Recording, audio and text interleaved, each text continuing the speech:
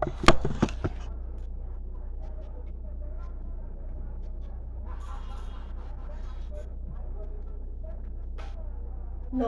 বন্ধুরা, আজ বিশ্ব কবিতা দিবস।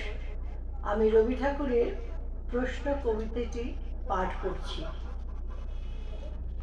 ভগবান, তুমি যুগে যুগে দূত পাঠাইছ বারে বারে দয়াহীন সংসারে।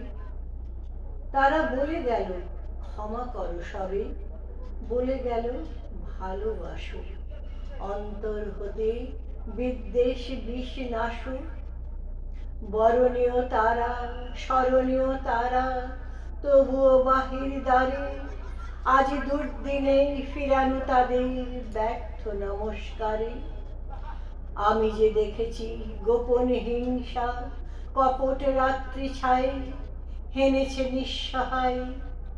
আমি যে দেখেছি প্রতিকারহীন সত্যের অপরাধে বিচারের বাণী নীরবে নিভৃতে কাঁদে।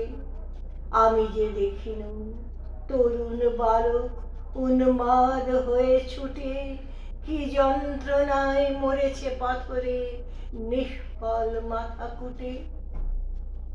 কণ্ঠ আমার রুদ্ধ আজিকে বাঁশি সঙ্গীত হারা, অমাবস্যার কারা লুপ্ত করেছে আমার ভুবন দুঃস্বপনের তলে। তাই তো তোমায় শুধাই অশ্রু জলে, যাহারা তোমার বিষাইছে বায়ু, নিভাইছে তব আলো। তুমি কি তাদের ক্ষমা করিয়াছ? তুমি কি বেসেছ ভালো?